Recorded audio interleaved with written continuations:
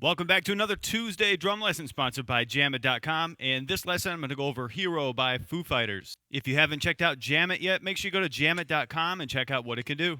As you pull up this song in the Jammit app, you're going to see the sheet music notation, but also some mixers where you can turn off the rest of the song and just hear the drum part. But you're also going to notice in this song that there are two drum tracks.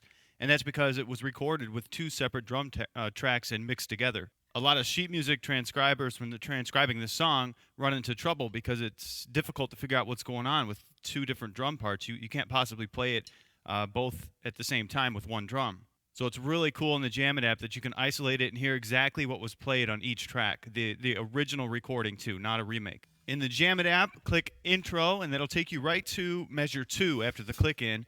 And I'm going to go over the intro groove as well as the chorus groove for the drum part number 1.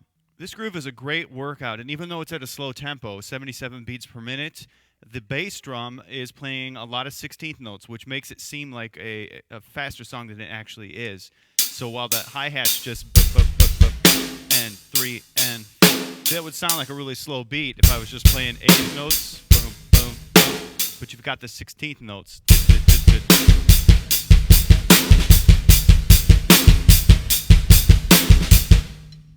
Let's take a closer look at measure 2. 1 E and this is a tight hi-hat. You're going to see a ghost stroke there in count 4. 4 E and I don't recommend actually putting a count on that. Just know that it's in between the E and the and.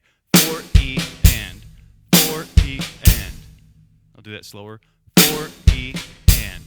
Now that's not, it doesn't really stand out in the song. It's just a ghost stroke. Of course, in the Jammit app, when you're just listening to the drums alone, you can hear it. But in the full mix, it's not there. So if you're having trouble with that part, you can play it without that ghost stroke. You know, if you're playing live or whatever, and it's still going to sound like the song.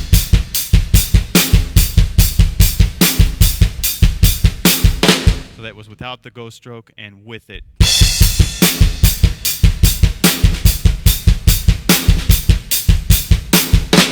So measure 3, there's a fill at the end. I count 4. That's 4 E and do that 1 E and 2 E and 4 E and bring your right stick off the hi-hat for the flam. That beat continues for measure 4 and measure 5 without the fill, of course. At measure 6, it turns into a loose hi-hat, and you want it really loose, almost like a crash cymbal. So.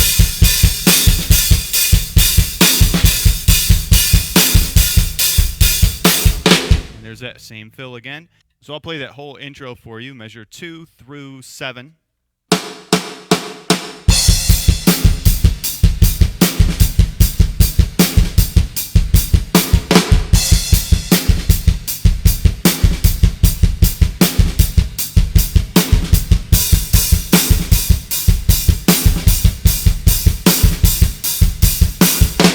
I also want to go over the chorus, so if you click Chorus 1 on your Jammit app, it'll take you right there to the notation and the music selection. Chorus 1, I'll just start by playing it for you.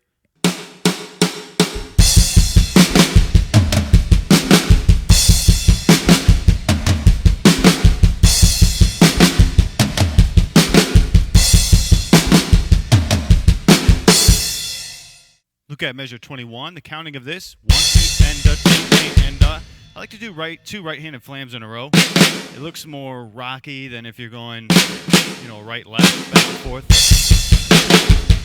2 rights there as well.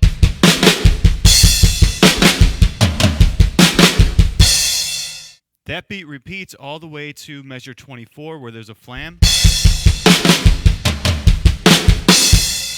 So it's similar to the flam that we had in the intro, or the fill that we had in the intro.